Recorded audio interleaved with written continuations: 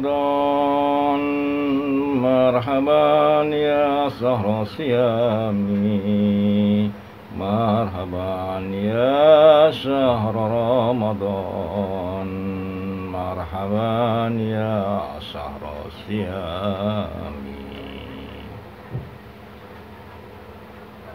Assalamualaikum warahmatullahi wabarakatuh. Alhamdulillah ala kulli ni'matillah.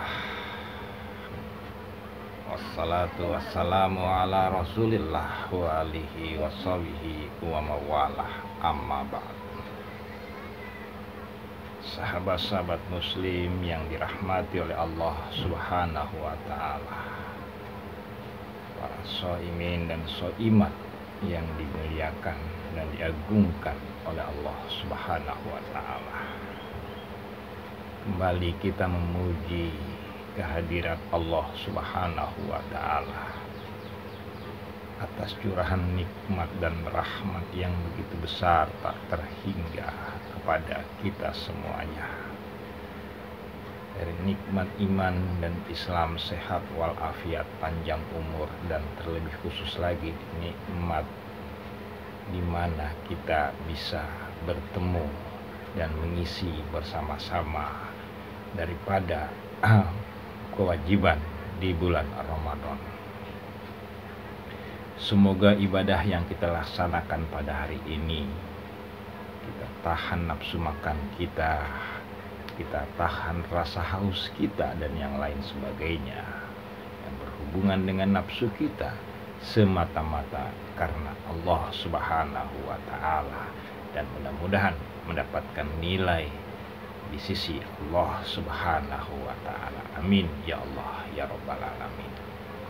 Sahabat-sahabat yang dirahmati oleh Allah, shaimin dan shaimat yang dimuliakan oleh Allah subhanahu wa ta'ala, kesempatan yang lalu saya telah menyampaikan bahwa puasa itu memiliki beberapa kualitas tingkatan atau makom di dalam pelaksanaannya.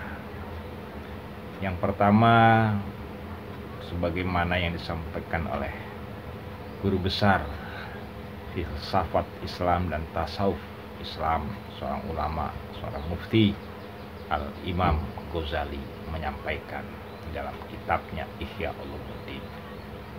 Yang pertama adalah orang yang berpuasa secara am, shaumul am.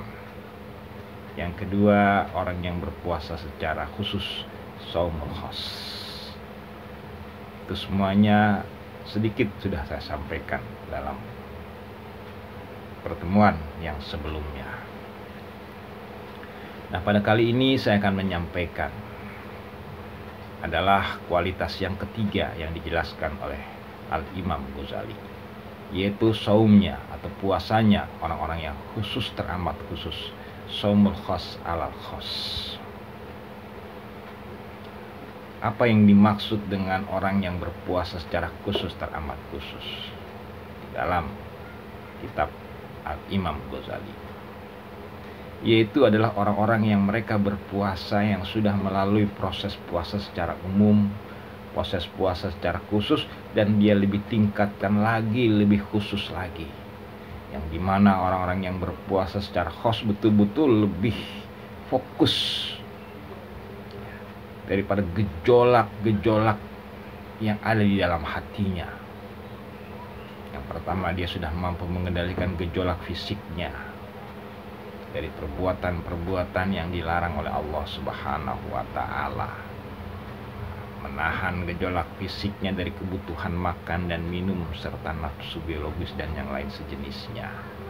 Yang kedua, dia mampu lebih mengkhususkan pikirannya, dirinya, untuk mengendalikan semua yang ada di dalam dirinya, untuk tetap lebih tekun lagi beribadah kepada Allah, melaksanakan daripada kewajiban-kewajiban, melaksanakan daripada tertib-tertib dan adab berpuasa.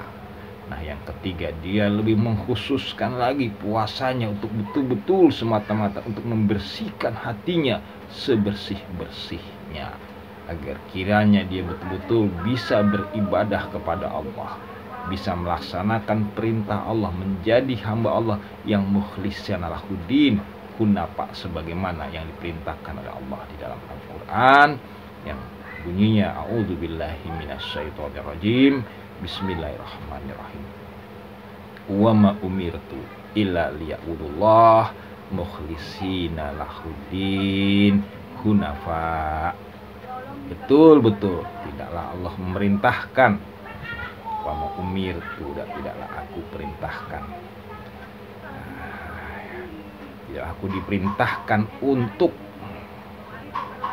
beribadah kepada Allah mukhlis, ikhlas, tulus, bersih hatinya dari berbagai macam keinginan-keinginan, maksud dan tujuan yang tidak karena Allah Subhanahu wa ta'ala, dan betul-betul hunafa, dan dia betul-betul lurus. Jadi dia berjuang semaksimal mungkin melakukan aktivitas puasanya dengan berbagai macam upaya untuk bisa terciptanya sebuah kebersihan di dalam hati. Jadi dia sudah jauhkan fisiknya, inderanya dari hal-hal yang dilarang oleh Allah, dan dia jauhkan pikirannya dari hal-hal yang bisa menimbulkan sesuatu yang tidak baik, dan dia lebih menyepi lagi, lebih mengheningkan lagi, lebih berkhalwat lagi kepada Allah Subhanahu wa ta'ala, agar hatinya bersih di dalam melaksanakan puasa di bulan Ramadan. Muslimin rahimakumullah,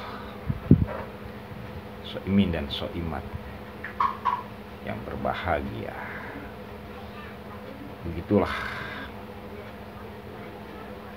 tekadnya, usaha dan upayanya, mujahadahnya, kesungguh-sungguhannya untuk melaksanakan ibadah puasa ini benar-benar dijadikan sarana, dijadikan jalan, dijadikan tarekat, dijadikan sebagai uslub, manhaj istilahnya, ya.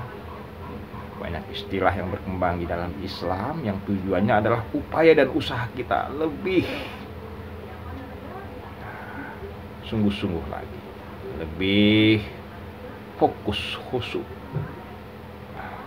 untuk menjadikan puasa adalah riyadhah, penempaan, pembinaan, pelatihan diri bagi orang-orang yang saumul khas ala khas, itu betul-betul untuk membersihkan hati sebersih-bersihnya dari berbagai macam pengaruh nafsu yang bisa melekat di dalam hati kita, baik hati yang berada di luar kita yang disebut dengan istilah kolbun, atau hati yang di dalam yang disebut dengan istilah puadun, atau hati yang lebih dalam lagi, yang lebih sangat lagi, yang sering diistilahkan dengan kata sirun.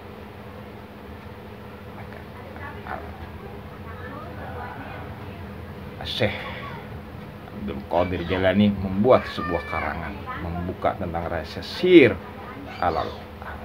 asrar, rahasia di balik sesuatu yang rahasia.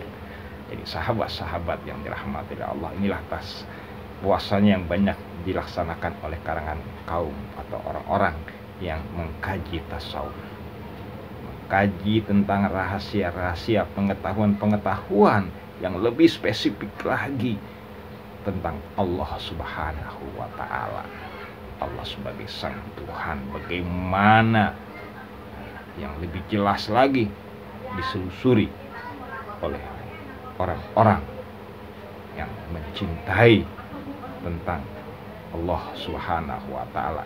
Dan orang-orang yang seperti itu, kajian-kajian yang seperti itu berkembanglah namanya menjadi istilah yang saat ini dikenal dengan istilah tasawuf. Sahabat-sahabat yang dirahmati Allah Subhanahu wa ta'ala. Jadi orang yang saum alal khos, dia akan mencari tempat-tempat, mencari sarana-sarana yang dia bisa melaksanakan pelatihan itu, pelatihan pembersihan dirinya, pembersihan hati, yang fokus ke hati.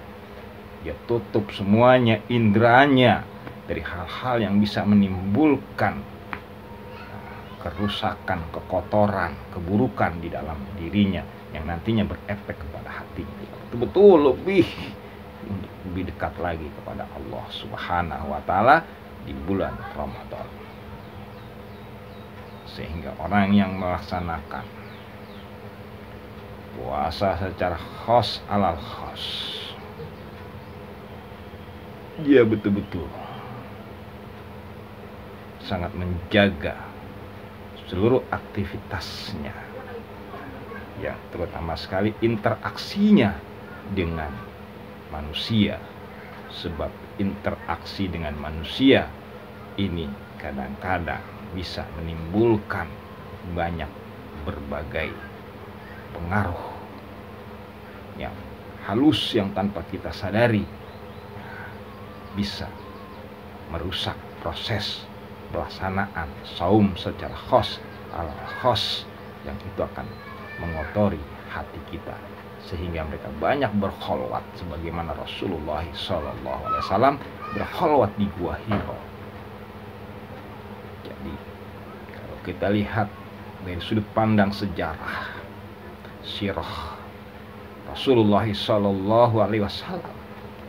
Rasulullah sudah melaksanakan puasa khos ini ala khos selama 6 tahun. Bayangkan sahabat, 6 tahun Rasulullah melaksanakan puasa di Gua Hiro.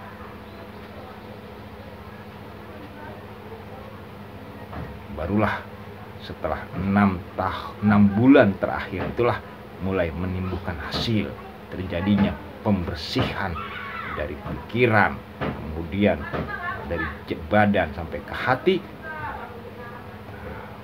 Meraihlah yang namanya nur ala nur, cahaya di atas cahaya, inti daripada cahaya, sumber daripada cahaya, yaitu cahayanya Allah Subhanahu wa Ta'ala.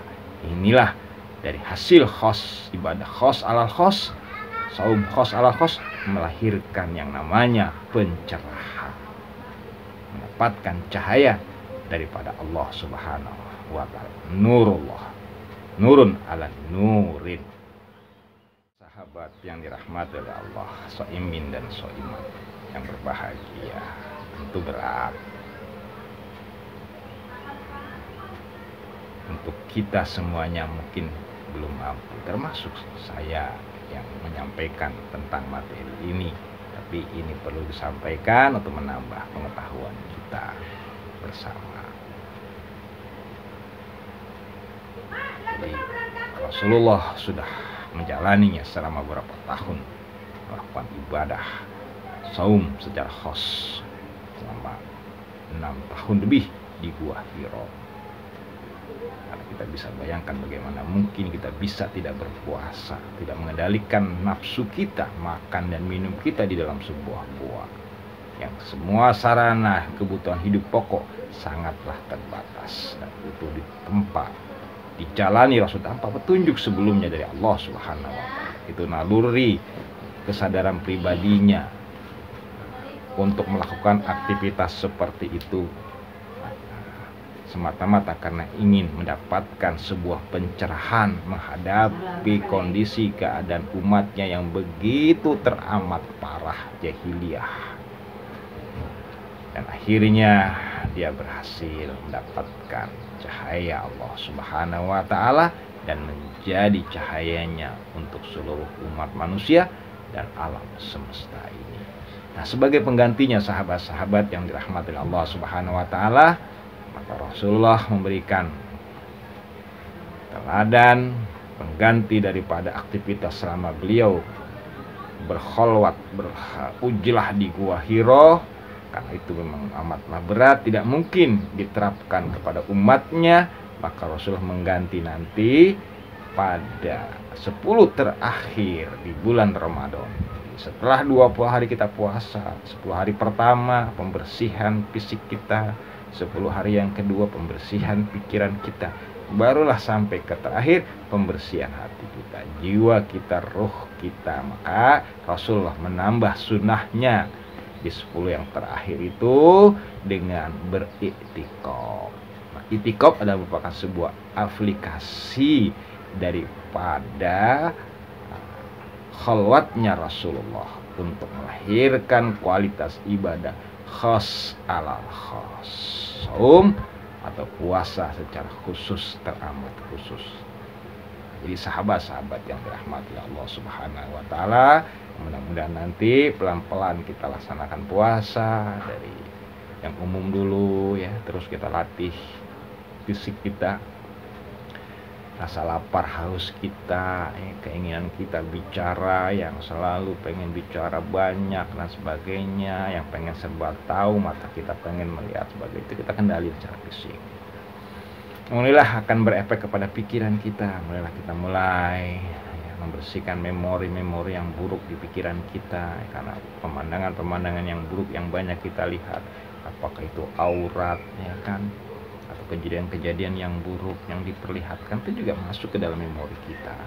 Mulai kita bersihkan dengan berpuasa, karena itu akan mempengaruhi pikiran kita. Apalagi kalau memori itu masuk ke dalam pikiran bawah sadar kita, kadang-kadang dia mampu menggerakkan tanpa kita kendalikan oleh pikiran sadar kita. Ini kita kikis dengan puasa, pelan-pelan kita kikis sampailah bersih pikiran kita, baru nanti kita akan mengarah membersihkan hati kita. Itu prosesnya, mudah-mudahan 3 hari proses itu, 10 hari pertama ya kan, sebagai sebuah proses ya. Yang pertama, yang kedua 10 hari kedua, baru 10 hari yang ketiga. Seperti itu. Mendapatkan rahmat, mendapatkan maghfirah, yang ketiga pembebasan dari api neraka. Secara makna adalah mendapatkan balasan nanti di yaumil akhir.